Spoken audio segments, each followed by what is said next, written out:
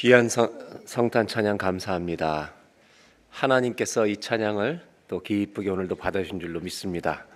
특별히 이렇게 오늘 여기에 있기까지 찬양 준비하시고 또 아침 저녁으로 열심히 연습하셨고 의상까지 협찬하시느라고 고생하셨는데 우리 성가대원들 하나님께는 영광, 성가대원들은 수고하셨습니다. 우리 함께 박수로 하나님께 감사를 드리겠습니다.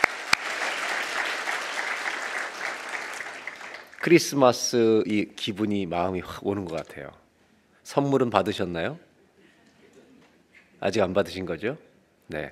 하나님 말씀을 좀 나누겠습니다. 오늘 성탄주를 맞이해서 누가복음 2장 8절부터 11절까지 영원한 자유라는 제목으로 아침에 잠시 말씀 나누겠습니다.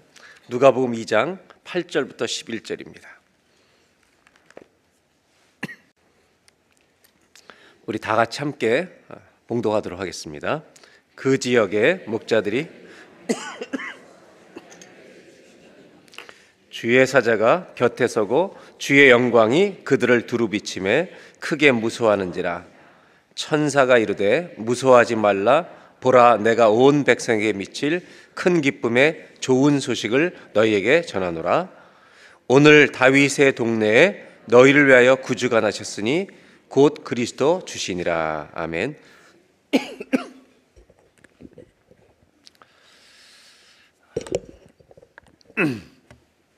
잘 들리세요? 뒤에 맨 뒤쪽 잘 들리세요? 괜찮으세요? 네, 제가 잘 안 들리는 것 같아요. 네, 이제 눈이 침침하고 막 귀도 어둡고 그러네요.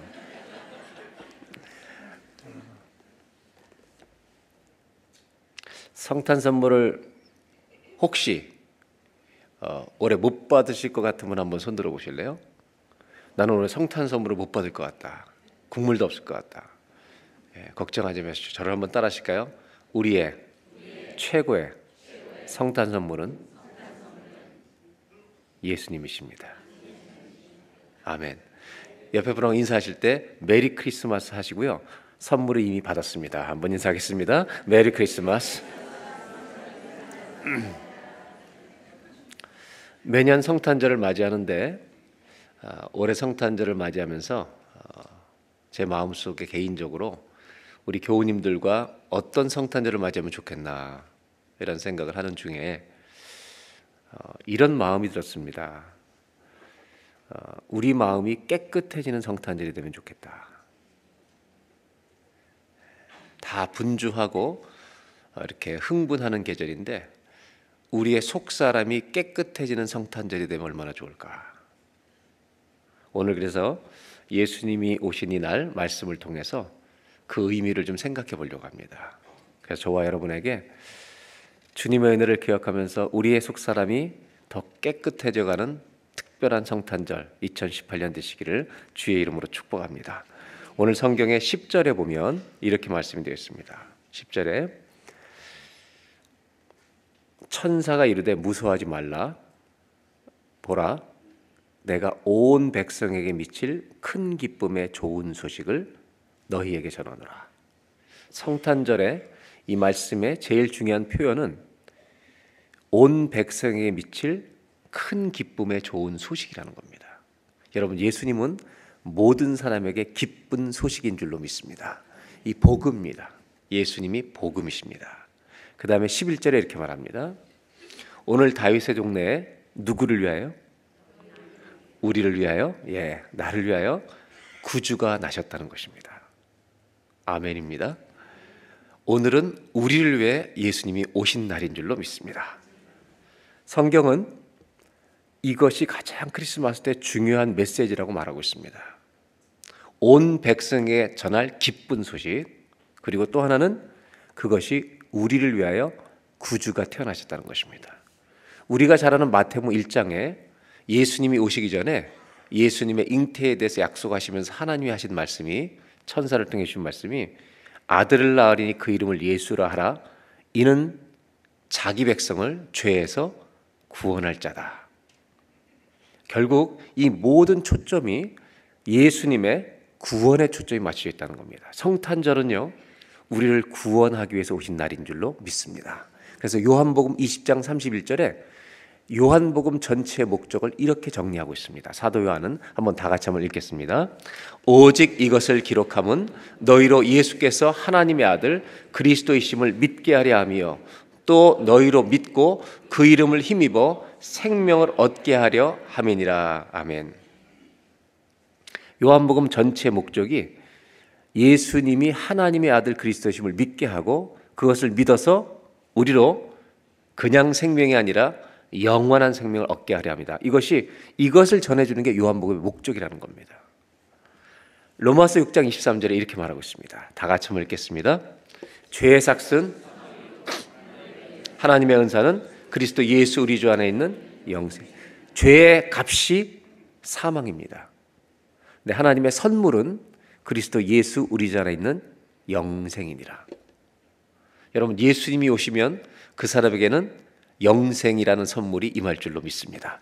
이것이 바로 성경이 말하고 있는 아주 중요한 성탄절에 잊지 말아야 될 예수님이 오신 목적입니다. 그분은 우리에게 오셔서 죄인된 우리를 구원하셔서 영원한 생명을 선물로 주러 오셨다는 겁니다. 근데 이 선물은 여기서 끝이 아닙니다. 이 선물을 사도 바울은 로마서 8장에 더 놀랍게 표현하는데 8장 1절을 다 같이 한번 읽겠습니다. 시작. 그러므로 이제 그리스도 예수 안에 있는 자에게는 결코 정죄함이 없나니. 이 영원한 생명, 구원이라는 선물에 들어간다는 것은 다시는 예수 믿는 사람들에게는 하나님의 심판이나 정죄가 있습니까? 없습니까? 없다는 것입니다. 이 놀라운 말씀의 약속이 우리한테 주어졌다는 겁니다. 이것은 구원의 크기와 능력이 얼마나 놀라운 것인가를 우리에게 분명히 알게 하십니다. 2절은 제가 읽어지지 않겠지만 이 뒤에 이어지는 말씀은 이런 거죠. 다시는 정죄함이 없다. 예수를 믿는 자에게 하나님의 심판이 절대로 없다. 그 이유는 우리 주 예수 안에 있는 생명의 성령의 법이 죄와 사망의 법 그 힘에서 우리를 해방시켰기 때문이다. 아멘. 이것이 바로 구원의 선물입니다. 한번 따라 하실까요? 예수 안에 있는 생명의 성령의 법이 죄와 사망의 법에서 우리를 해방시켰기 때문이다. 아멘. 구원은 해방되는 겁니다. 영원토록 하나님의 심판에서 자유케 되는 것인 줄로 믿습니다. 그래서 여러분, 영원한 자유가 우리에게 주어진다는 것입니다. 근데 오늘 제가 말씀을 나누려고 하는 이유는 이것입니다. 영원한 자유를. 제가 신앙생활하면서 이런 질문을 받을 때가 있습니다. 어떤 교회 지도자가 영적으로 오랜 기간 동안 범죄해서 그것이 드러납니다. 그랬을 때 이런 질문을 저한테 하십니다. 목사님, 그분 구원 받은 겁니까? 이렇게 물어봅니다. 그런 질문을 저한테 하지 마시기 바랍니다. 주님이 아시겠죠. 이 문제는 영적 지도자만의 얘기가 아닙니다. 우리들의 얘기일 수 있습니다. 하나님이 주신 구원의 크기와 능력은 다시는 우리를 정죄와 심판으로 데려가지 않으십니다. 그만큼 하나님의 구원의 능력과 크기는 놀랍습니다. 그런데 이 영원하고 놀라운 자유를 우리가 오용하면, 어비우스하거나 남용하거나 미스유스하거나 오용하면 신앙생활 자체를 잘못 이해하고 내가 가지고 있는 구원에 대해서 하나님 주신 구원을 변질시킬 수 있는 위험이 있습니다. 예수님을 믿으면 다시는 심판이 없다는 것은 우리는 아멘입니다. 그 말씀의 능력 자체를 우리는 100% 신뢰해야 합니다. 그럼 우리가 이 말씀을 자기한테 적용할 때 하나님의 구원의 능력은 나를 절대로 심판으로 데려가지 않는 이 말씀을 구원의 의미를 헤아리지 못한 채 이 말씀을 수학 공식처럼 자기에게 적용하려고 하면 모순에 빠질 수 있다는 것입니다. 나는 이 말씀의 능력을 신뢰하기 때문에 내가 무슨 죄를 져도 괜찮을 거야. 이렇게 자기를 공식으로 이걸 대입해가지고 자기 죄를 지금 1년, 2년 짓고 있는 죄를 합리화시키는데 이 말씀을 이용하면 여러분, 우리는 이 말씀을 남용하는 것입니다.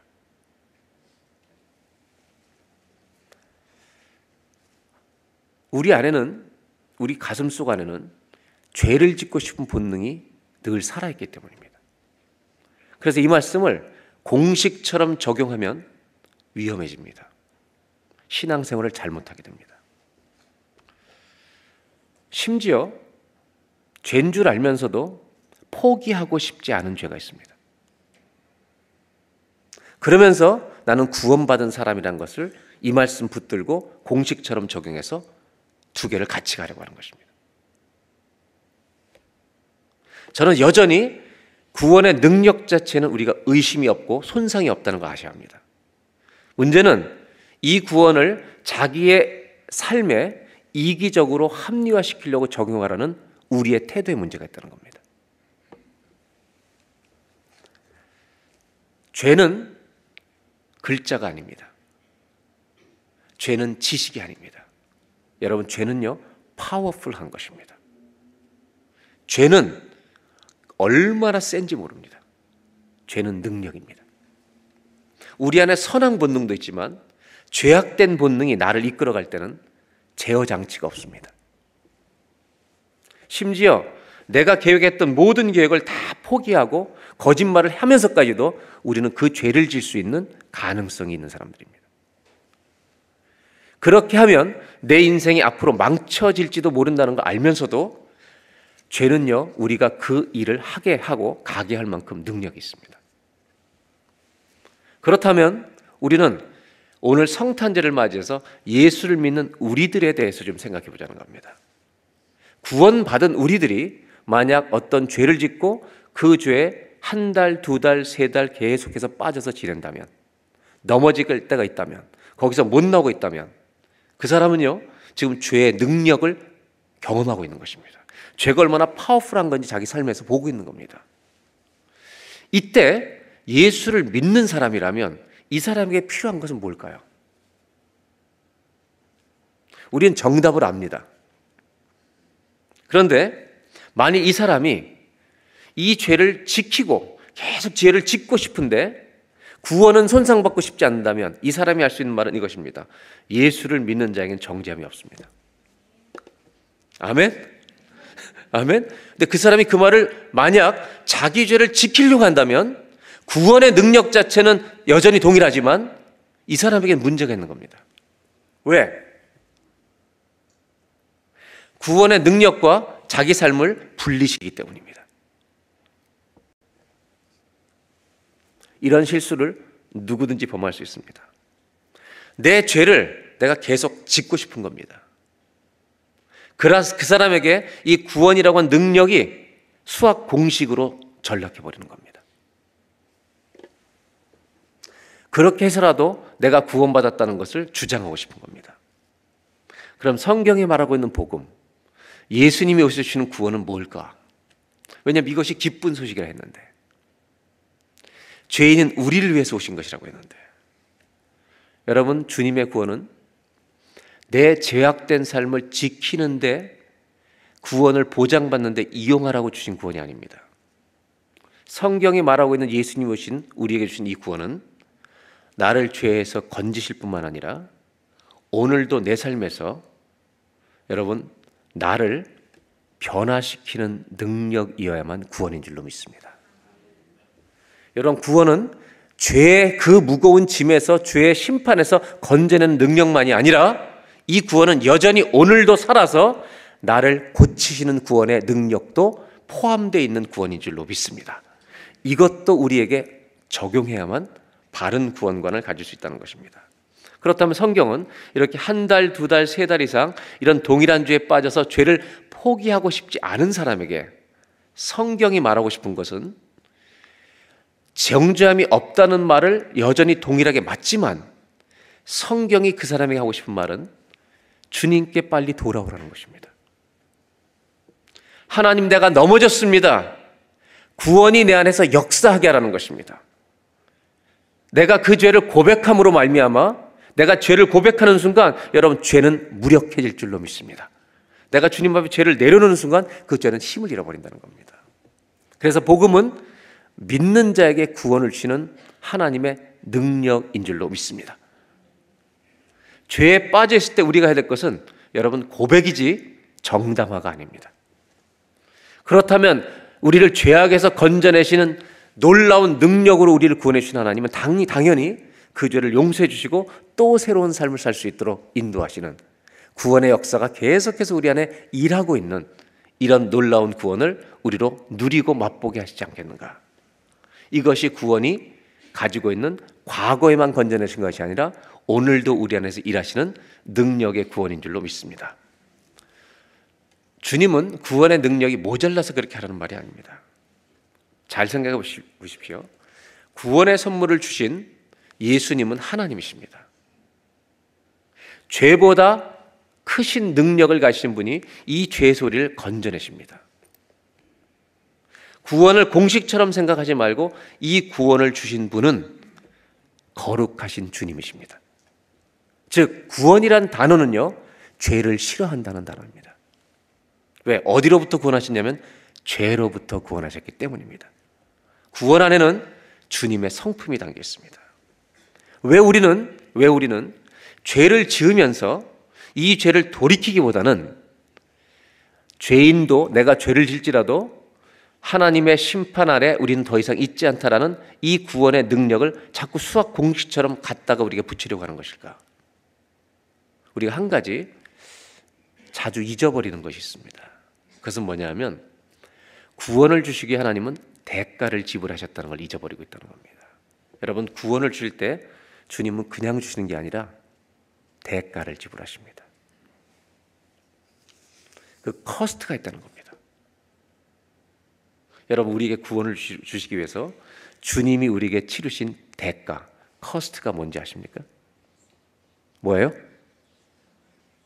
예수님이 십자가에서 자기의 목숨을 내어주신 것입니다. 구원은요, 내가 그것을 잊어버리면 정말 이 free grace, 값없이 주신 은혜를 아주 cheap한 grace, 값싼 은혜로 전락시킬 수 있습니다. 여러분, 구원은요, 능력만을 가지는 것이 아니라 사건만을 기억하는 것이 아니라 구원을 주신 사랑을 기억하는 것이 구원을 받은 자가 해야 될 아주 중요한 사실이라는 것을 잊지 마시고 살아가시길 주의 이름으로 부탁합니다. 그래서 로마서 5장 8절에 하나님은 이렇게 말씀하십니다. 다 같이 한번 함께 읽겠습니다. 시작. 우리가 아직 죄인 되었을 때 그리스도께서 우리를 위하여 죽으심으로 하나님께서 우리에 대한 자기의 사랑을 확증하셨다. 주님은 십자가 사건을 뭐라고 말씀하시냐면 예수님을 죽게 하심으로 말미암아 우리에게 뭘 보이셨다고요? 사랑을 보이셨다고 말하고 있습니다. 십자가 사건 자체를 통해서 사건으로 기억하는 것이 아니라 그분이 나를 얼마나 사랑하셨는지를 깨닫고 돌아오는 걸 원하신다는 겁니다. 즉 구원은 구원의 능력을 가지는 것만이 구원이 아니라 내가 하나님을 안 믿고 살아왔던 죄를 인정하고 하나님과 나 사이의 관계가 회복되어지는 것이 구원의 진정한 의미인 것입니다. 그래서 우리는 이제 하나님을 누구라고 그러냐면 한번 따라해 보실까요? 하나님 아버지라, 아버지. 하나님을 아버지라고 부르는 것입니다. 미국의 한 목사님 중에 이 장애, 아주 심각한 장애를 앓고 있는 목사님이 있습니다. 이분이 자기가 고통을 당하다 보니까 이 고통을 가지고 있는 사람들에 대해서 언제나 관심을 갖고 보게 됩니다. 그러다 이분이 한 어머니의 이야기를 접하게 됩니다. 그리고 자기의 책에 그 내용을 썼습니다. 1999년도에 한 가정에서 일어난 일입니다. 이 부부에게는 2딸과 한 아들이 있었습니다. 이 5명의 가족이 할머니, 할아버지와 이제 시골에 있는 산속의 통나무 오두막집을 빌려서 휴가를 하려고 이제 예약을 하고 그래서 갑니다.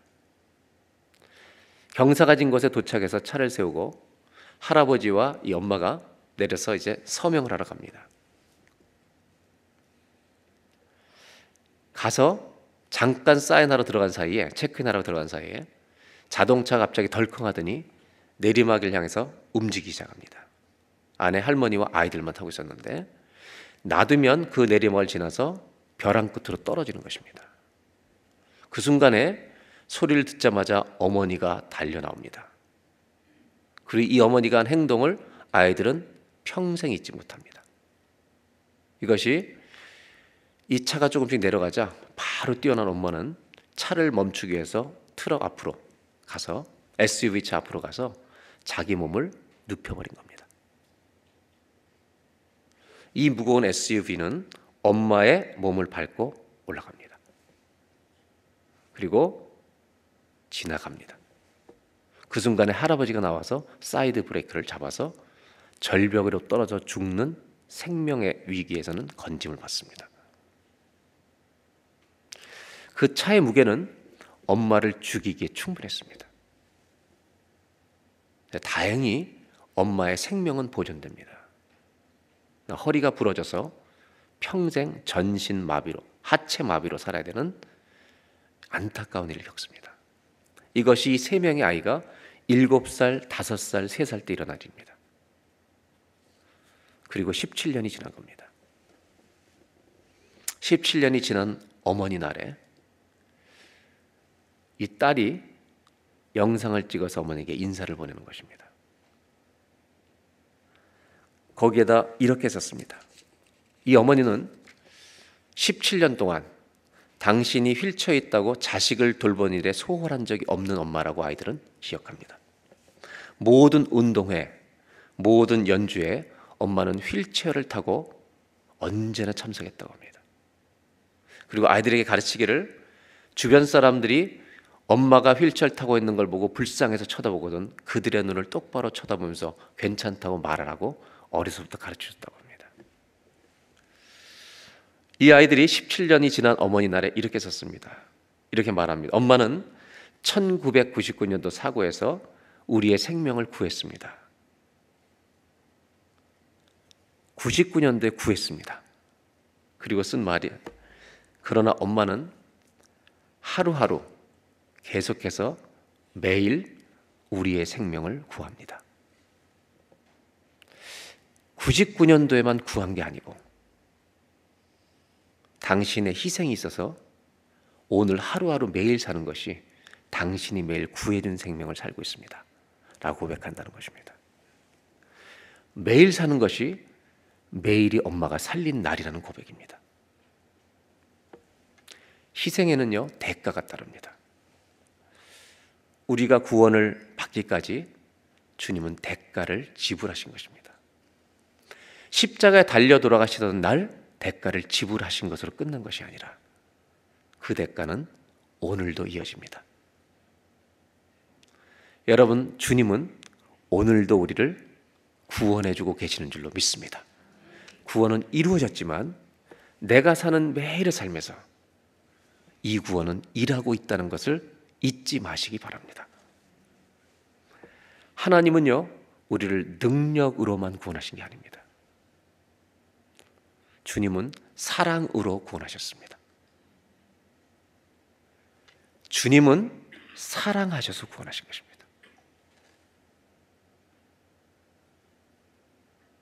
능력으로 죄와 사망에서 힘으로만 건져내신 것이 아닙니다. 주님은 우리를 사랑해서 건지신 것입니다. 아까 읽었던 말씀 로마서 5장 8절에 우리가 아직 죄인 되었을 때 그리스도께서 우리를 위하여 죽으심으로 하나님께서 우리에 대한 자기의 사랑을 확증하셨느니라. 하나님은 우리가 구원을 생각할 때 능력보다 사랑을 먼저 기억하기 원하십니다.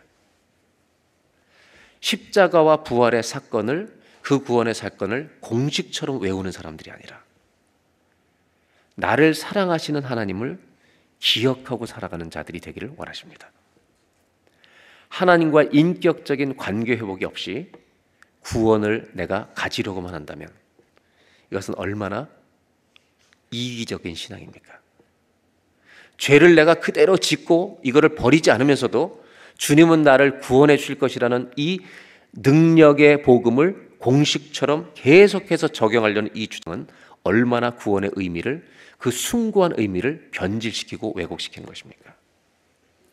우리가 알고 있는 성경의 암송이라고 하는, 성경의 요절이라고 하는 요한복음 3장 16절은 그래서 제일 먼저 시작하는 말이 하나님이 세상을 구원하셨다는 말이 아닙니다. 하나님이 세상을, 예수님을 주실 것만큼 사랑하셨다. 우리를 구원하시는 대가는 하나님이 죽으시는 것입니다. 하나님의 사랑을 기억하고 믿고 있다면 우리도 매일 이렇게 고백할 것입니다. 십자가의 예수 그리스도를 믿던 날이 우리의 구원의 날은 맞습니다. 그러나 하나님은 그날부터 매일 우리를 구원해 주고 계십니다. 한번 따라해 보실까요? 하나님은 매일 우리를 구원하고 계십니다. 아멘입니까? 지금도 그 주요 구원이 이루어지고 있습니다. 그렇다면 3개월, 4개월 동안 죄를 짓고 있는 똑같은 죄를 지으면서 그리스도 예수 안에 있는 자에게는 정죄함이 없다고 말하는 이들은 이제 그 말을 멈춰야 할 것입니다. 사랑으로 나를 구원하신 그분이 이제 나에게 어떻게 하기를 원하시는지 알기 때문입니다. 주님, 내가 잘못했습니다. 이것이 하나님 앞에 죄인 것을 인정합니다. 당신의 구원의 능력이 오늘도 내 삶에서 일하게 하여 주십시오. 이 영원한 자유를 주신 목적이 바로 여기 있습니다. 로마서 6장 15절에 이렇게 말합니다. 그리스도 예수 안에 있는 자에게는 결코 정죄함이 없다는 이런 말, 우리가 은혜 아래 때는 이 말 때문에 네가 은혜 아래 있다고 심판받지 않는다고 죄를 계속 지으면서 살겠느냐? 네가 심판받지 않는다는 이것을 주장하면서 죄 지으라고 구원해 주신 거냐? 16절에 너희 자신을 종으로 내주어 누구에게 순종하든지 그 순종함을 받는 자의 종이 되는지를 너희가 알지 못하느냐? 우리가 내 몸을 죄에 자꾸 내주면요, 죄의 종처럼 행세하는 거예요. 우리가 혹은 죄의 종으로 사망에 이르고 혹은 순종의 종으로 의에 이르느니라. 17절 하나님께 감사하리로다. 너희가 본래 죄의 종이었는데, 예수 믿기 전에는 죄의 종이었던 게 맞는데 너희에게 전하여 준 바 교훈해 본 이 복음을 마음으로 순종하여, 이것을 믿고 순종하여. 18절 다 같이 읽어볼까요?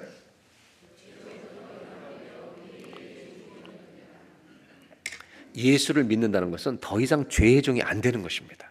거기서 끊어주신 것이 구원인 줄로 믿습니다. 우리가 의의 종이, 은혜 아래 있다는 말은 하나님의 의의 종이 되었는데 죄를 계속 지으면서 안 나오겠다는 말은 네가 죄의 종처럼 행세하는 거 아니냐, 이런 말입니다. 그리고 19절에 이렇게 얘기합니다. 길지만 다 같이 읽겠습니다. 너희 육신이 연약함으로 내가 사람의 예대로 말하노니 전에 너희가 너희 지체를 부정과 불법에 내주어 불법에 이른 것 같이 이제는 너희 지체를 의에게 종으로 내주어 거룩함. 얼마나 귀한 말씀인지요. 네가 예수 믿기 전에 네 몸을 마음대로 죄한테 내줬잖아. 죄의 종이었잖아. 이제는 하나님의 종이 되었잖아. 의의 종이 되었잖아. 그러면 네 몸을 죄에 막 그렇게 썼던 것처럼 이제는 주님께 자꾸 드려서 어디에 이르라고요? 깨끗해질 수 없겠느냐는 것입니다. 여러분, 구원을 주신 목적은요, 우리를 깨끗게 하시는 것입니다. 이번 성탄절을 맞이해서 이런 기도가 있었으면 좋겠습니다. 하나님, 저를 깨끗하게 해주십시오. 저는 우리 속사람이 깨끗해지는 성탄절이 꼭 되시기를, 저와 여러분 꼭 그 성탄절을 오늘 누리시기를 주의 이름으로 축복합니다. 20절에 이렇게 말합니다. 너희가 죄의 종이 되었을 때는 의에 대해서 아무 상관없이 살았다. 하나님의 다스림을 받을 수가 없었다. 21절 너희가 그때 무슨 열매 맺었느냐? 부끄러워하지 않느냐? 다 죄의 열매 맺지 않았느냐? 그 끝은 사망이었다. 22절 그러나 이제는 너희가 죄로부터 해방되었고 정말 다시는 정죄 없는 자리 같다면 하나님께 종이 되어 거룩함에 이르는 열매를 맺었으니 그렇게 사는 자들의 마지막은 영생이라. 아멘. 그러니까 우리가 하나님의 영생에 들어갈 때까지 무슨 열매를 자꾸 맺으라고요? 말씀을 피하지 말고 무슨 열매요? 거룩함에 이르는 열매. 그렇다면 3개월 4개월 죄를 지면서 이 죄를 회개하지 아니하고 나는 다시는 정죄하겠다, 이 말은 복음을 변질시키는 거죠.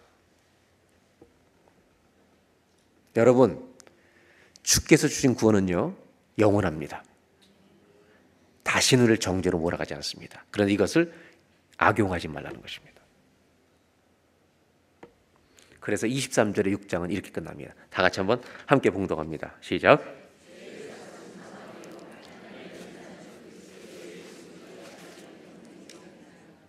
아멘. 죄의 결과는 사망이었지만 주님의 선물은 예수 의지하는 영생, 이 영생이 매일 살아서 일하게 하는데 이 영생은 우리를 거룩함으로 인도하는 것이다. 그래서 갈라디아서 5장 13절에 바울은 이렇게 정리합니다. 형제들아, 너희가 자유를 위하여 부르심을 입었으나 하나님은 우리에게 다시는 정죄함을 받지 않은 영원한 자유를 주셨습니다. 근데 이 자유의 목적이 있다는 겁니다. 그러나 이 영원한 자유로 죄를 지어도 좋다는 육체의 기회로 삼지 말고 오직 사랑으로 서로 종노릇하라. 우리에게 주신 영원한 자유는 죄를 지어도 구원받는다고 주장할 자유가 아니라 우리를 주님을 위하여 살게 하는, 우리를 깨끗함으로 인도하는 자유라는 것을 잊지 말라는 것입니다. 그래서 이 영원한 자유는요, 한번 따라 하시겠어요? 첫 번째로 하나님은 우리에게 거룩한 자유를 주십니다. 여러분, 내가 죄를 져도 심판받지 않는다는 말을 주장하는, 여러분 죄를 합리화시키는 죄가 우리 자유가 아니라 이 주님의 구원에 주신 구원의 자유는 우리의 속사람을 날마다 거룩한 열매 맺도록 인도하시는, 여전히 살아서 역사하고 있는, 구원하는 능력만 있는 것이 아니라 매일의 삶에서 우리를 구원해내는 능력이 있는 복음인 줄로 믿습니다. 이것이 바로 성경이 말하는 영원한 자유입니다. 두 번째 한 가지를 더 나누려고 합니다. 1520년도 교회사의 기록 중에 1520년도 6월 15일 날 종교개혁자 마르틴 루터는 이런 제목의 설교를 합니다. 그 설교 제목은 그리스도인의 자유에 관하여 설교를 합니다. 그분은 이렇게 말합니다. 마르틴 루터는, 여러분, 종이 있다는 말은 누가 있다는 말이에요? 주인이 있다는 말입니다. 주인이 있다는 말은 종이 있다는 말입니다. 우리에게 자유를 주신 주인이 누구십니까? 우리에게 자유를 주신 분, 고린도전서 9장 19절을 한번 보겠습니다. 다 같이 읽겠습니다. 내가 모든 사람에게서 자유로우나 스스로 모든 사람에게 종이 된 것은 더 많은 사람을 얻고자 하며. 사도 바울은요, 나에게 자유를 주신 분이 누구라고요? 하나님이십니다. 내가 죄로부터 완전히 해방되는 자유를 주셨습니다. 근데 이 자유는 나를 거룩해 하는 자유라는 것입니다. 또 한 가지 얘기하고자 하는 걸, 바울은 나는 이런 자유를 얻었지만 스스로 모든 사람에게 종이 된 것은, 내가 종이 될 만큼 내가 내 자유를 제한하면서 살아가는 것은 더 많은 사람을 하나님께로 인도하기 위함이다 라고 말합니다. 아멘. 하나님이 자유를 주셨는데 이 자유를 내가 스스로 좀 자유를 줄여보겠다는 겁니다. 그러면서 마르틴 루터는 갈라디아서 4장을 우리에게 보여줍니다. 예수님이 누구시죠? 하나님이십니다. 근데 이 하나님이 이 땅에 오셔서 이 구원을 이루시기 위해서 그분도 자유를 스스로 제한하신다는 겁니다. 때가 참에 그 하나님이 약속의 때가 와서 하나님이 그 아들을 보내셨는데 이 예수님이, 하나님이신 예수님이 스스로 여자의 몸에 들어가신다는 겁니다. 자기를 제한해서 사람의 몸 안에 들어가서 율법 아래에 태어나게 하시고, 그 다음에 빌립보서 2장 6절로 넘어가면 빌립보서에는 다 같이 읽어볼까요? 그는 근본 하나님의 본체시나 하나님과 동등됨을 취할 것으로 여기지 아니하시고, 7절, 오히려 자기를 비워 종의 형체를 가지사 사람들과 같으다. 예수님도 구원하시기 위해서, 우리를 구원하시기 위해서 온 백성을 위하여 하나님의 자유를 제한해서 사람 안에 들어오셨다는 겁니다. 그리고 자기를 비워 종의 모습을 가졌다는 겁니다. 바울이 말하려는 것은 이것입니다. 고린도전서 8장 9절입니다. 다 같이 한번 읽겠습니다. 시작.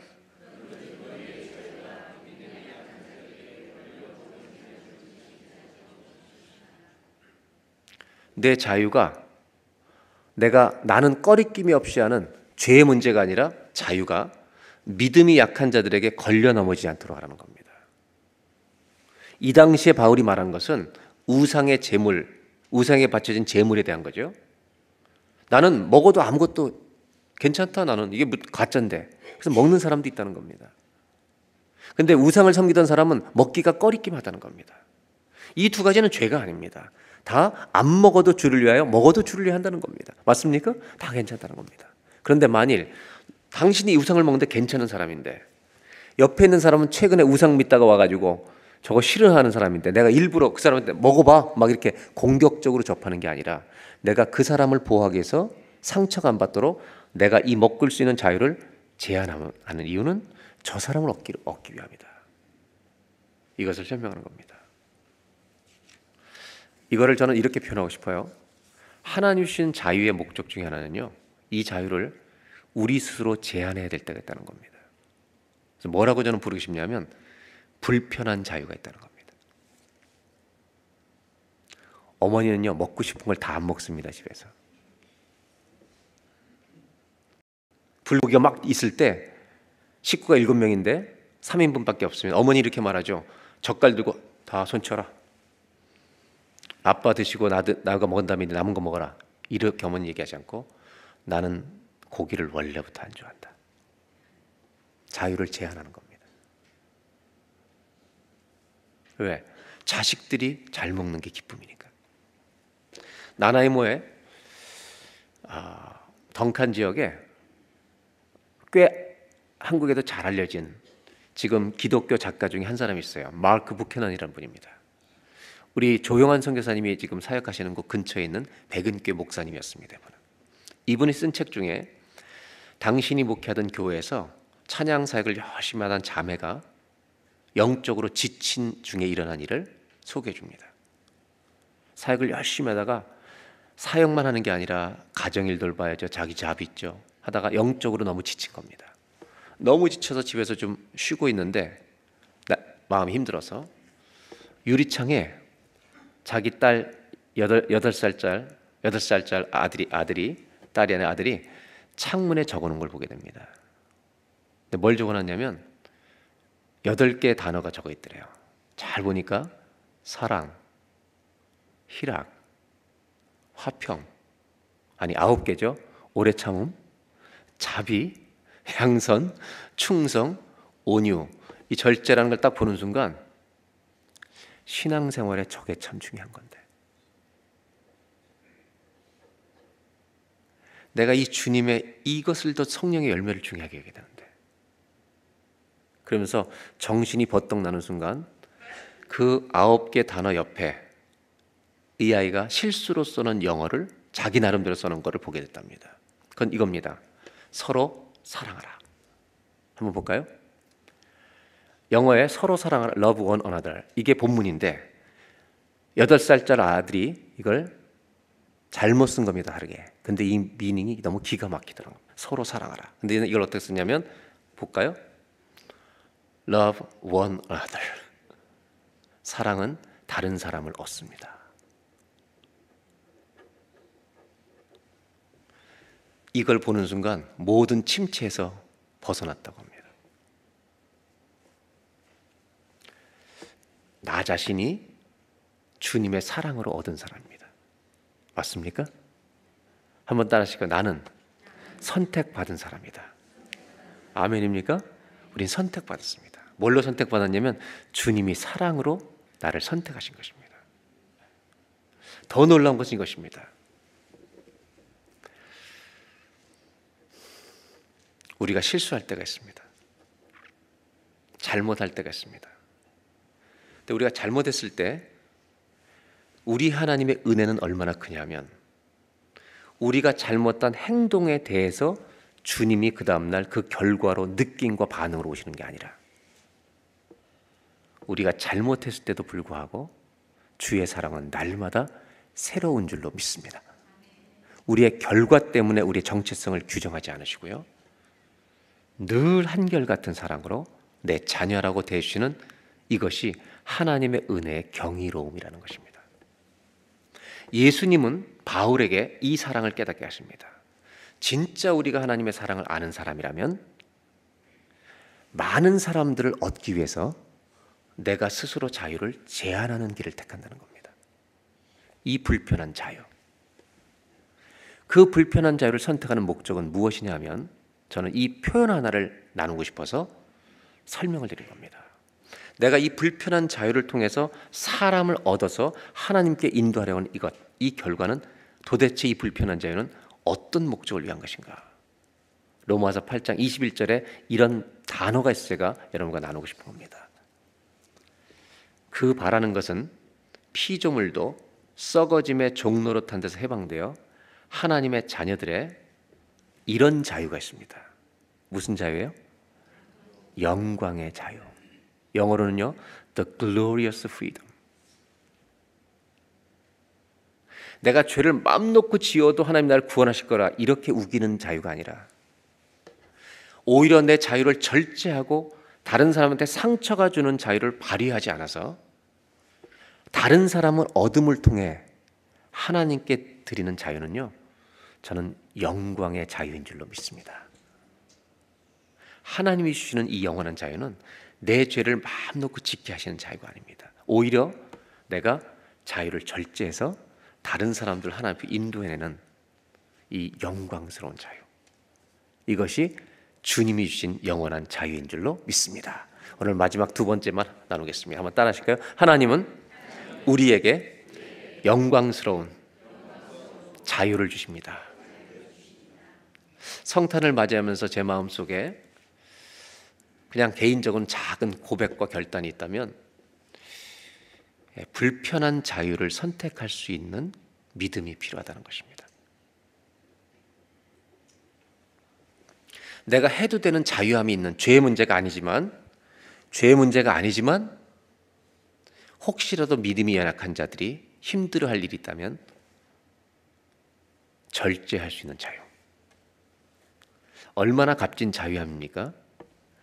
하나님께 영광이 되기 때문에.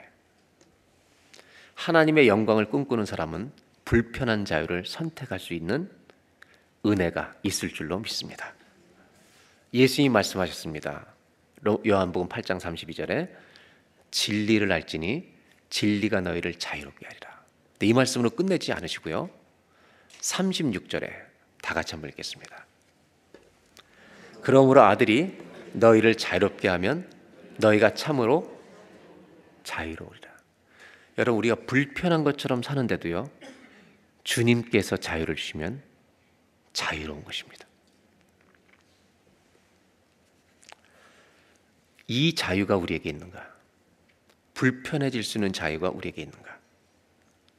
사랑하기 때문에 내가 나를 종처럼 제어할 수 있는 자유.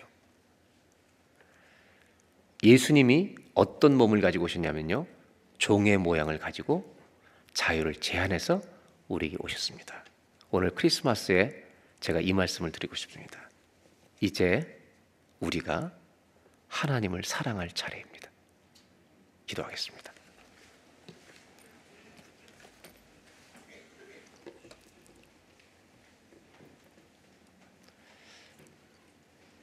성탄 주일입니다. 두 가지를 기도하겠습니다. 하나님,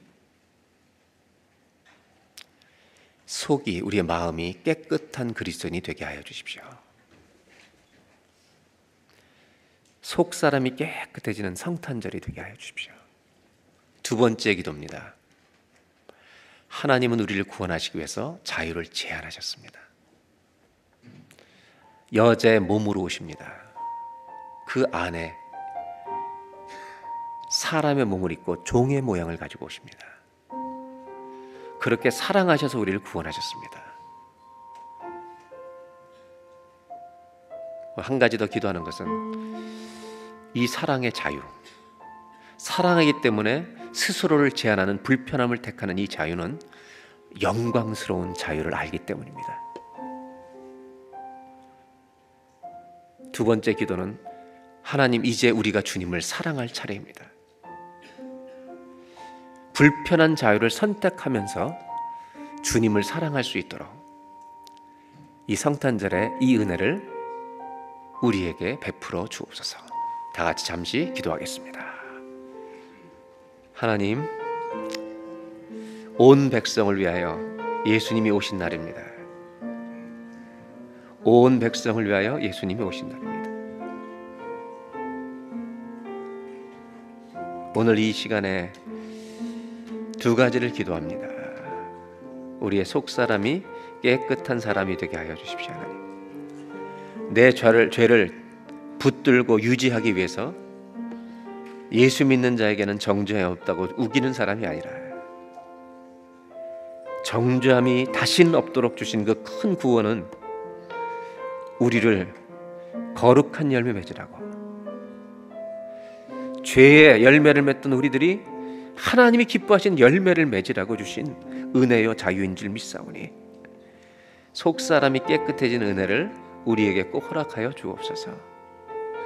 날마다 구원을 맛보게 하여 주옵소서. 오늘의 삶 속에서도 구원하시는 그 은혜가 있게 하여 주옵소서. 하나님, 이제는 우리가 그 사랑을 받은 자로 우리가 주님을 사랑할 차례입니다. 우리가 그 사랑을 보여드릴 차례입니다.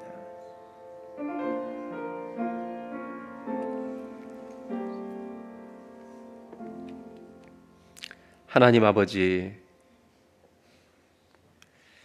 우리의 죄를 계속해서 붙들고 계속 그 죄를, 본능이 이끄는 죄를 행하기 위하여 그리스도 예수 안에 있는 자는 다시는 결코 정죄함이 없다는 이 능력의 복음을 수학 공식처럼 갖다 붙이는 어리석음을 범하지 않게 하여 주옵소서. 오히려 그 복음은 나를 구원하셨을 뿐만 아니라 오늘도 나를 건져주시는 복음인 줄로 믿습니다. 구원은 오늘도 일어나고 있습니다. 죄를 짓고 있는 자가 있다면 그 구원 복음의 능력 앞에서 주님, 내가 잘못했습니다. 하나님, 내가 잘못된 길을 걸었습니다. 나를 고백케 하는 구원의 능력으로 역사하게 하여 주시옵소서. 우리 주님은 우리를 얻으시기 위해 자유를 제한하고 오셨습니다. 불편한 자유를 사랑 때문에 선택하셨습니다. 하나님, 감사합니다. 이제는 이 사랑을 안다면 우리가 주님을 사랑할 차례입니다. 주님을 잘 사랑하게 하여 주옵소서. 불편해도 기쁨으로 걸어가게 하옵소서. 불편한 자유, 그것이 영광스러운 자유임을 알게 하여 주옵소서. 예수님의 이름으로 기도합나이다.